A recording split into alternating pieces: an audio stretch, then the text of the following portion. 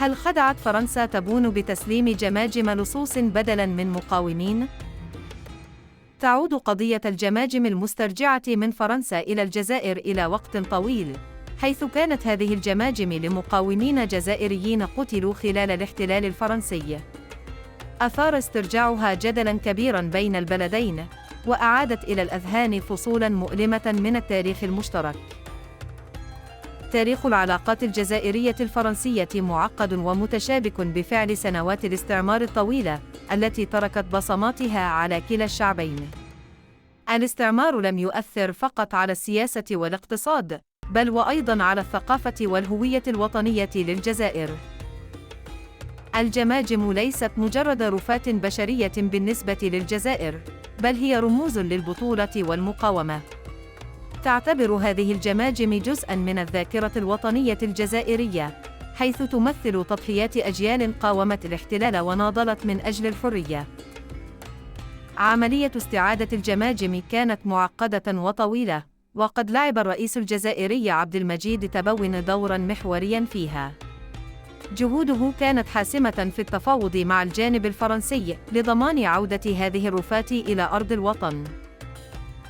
في الجزائر، تباينت الآراء حول صحة الجماجم المسترجعة. بعض الأصوات شككت في مصداقية الجماجم وطالبت بإجراءات تثبت هويتها بشكل قاطع، مما أثار نقاشاً واسعاً حول كيفية التعامل مع هذه القضايا الحساسة.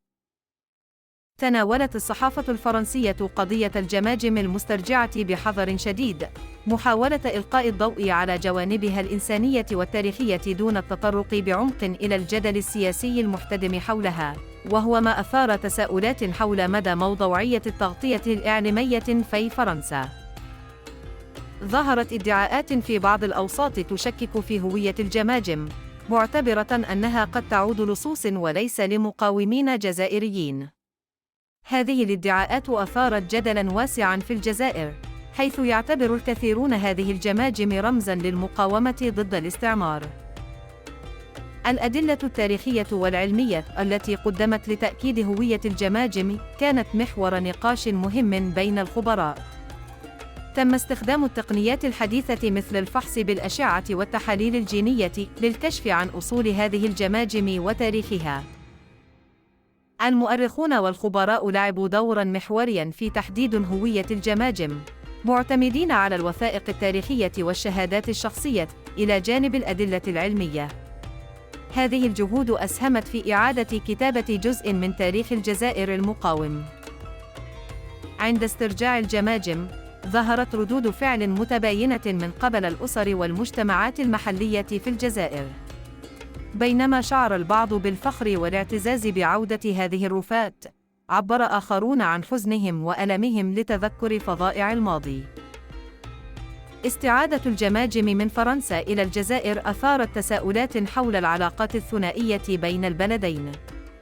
هذه الخطوة كان لها تأثير كبير على تصورات الماضي الاستعماري والمصالحة، مما يظهر إمكانية فتح صفحة جديدة في العلاقات المستقبلية. الدوافع وراء إعادة الجماجم في هذا التوقيت تثير الكثير من النقاش. يعتقد البعض أنها محاولة من فرنسا لتحسين صورتها وتقديم نوع من الاعتذار عن الماضي، بينما يرى آخرون أنها خطوة دبلوماسية لتعزيز العلاقات. واجهت الجزائر تحديات كبيرة في استعادة الجماجم، بدءاً من المفاوضات الدبلوماسية وحتى التحديات اللوجستية والقانونية. هذه العملية كشفت عن حاجة الجزائر لتعزيز قدراتها في مجال الدبلوماسية الثقافية وحماية تراثها. الإجراءات القانونية والدبلوماسية التي اتبعتها الجزائر لاسترداد الجماجم كانت معقدة وطويلة. الجزائر استخدمت كل الوسائل المتاحة لضمان عودة هذه الرفات بشكل يحفظ كرامتها ويعزز من سيادتها. المقارنة بين الجماجم المسترجعة وتلك المتبقية في متاحف فرنسا تثير تساؤلات حول العدالة والمساواة في التعامل مع الرفات البشرية. هذا يعكس الحاجة إلى مراجعة شاملة للتعامل مع التراث الثقافي والإنساني في سياق دولي. الجماجم المسترجعة تشكل رمزاً قوياً للهوية الوطنية في الجزائر، حيث تذكر الشعب بتاريخه النضالي ضد الاستعمار.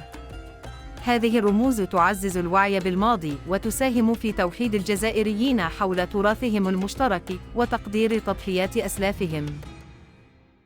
تعامل الجزائر مع قضية الجماجم يبرز الحاجة إلى التعامل مع التراث الثقافي بحذر واحترام. الشفافية والمصداقية في استعادة وعرض هذه الجماجم ضرورية للحفاظ على ثقة الشعب وتقديره لجهود الحكومة. تجربة استرجاع الجماجم تعلم الجزائر وغيرها من الدول أهمية الدبلوماسية الثقافية في حماية التراث. هذه الحالة تسلط الضوء على كيفية التعامل مع القضايا التاريخية بطريقة تحترم الذاكرة وتعزز العلاقات الدولية. الحفاظ على التراث الثقافي الجزائري يتطلب استراتيجيات فعالة لتوثيق وحماية الآثار التاريخية. تعزيز الأساليب التكنولوجية والتعاون الدولي يمكن أن يساهم في الحفاظ على هذا التراث لأجيال المستقبل. قضية الجماجم المسترجعة تفتح آفاقاً جديدة للتعاون الثقافي بين الجزائر وفرنسا. من خلال العمل المشترك، يمكن تعزيز الفهم والاحترام المتبادل وبناء جسور تعاون تعود بالنفع على الشعبين. تعتبر استعادة الجماجم فرصة لفتح صفحة جديدة في العلاقات الثقافية بين الجزائر وفرنسا.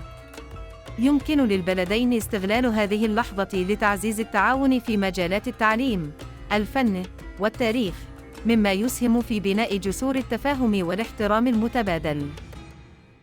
في الختام، تذكرنا هذه القضية بأهمية الحفاظ على الذاكرة التاريخية وضرورة تحقيق العدالة التاريخية.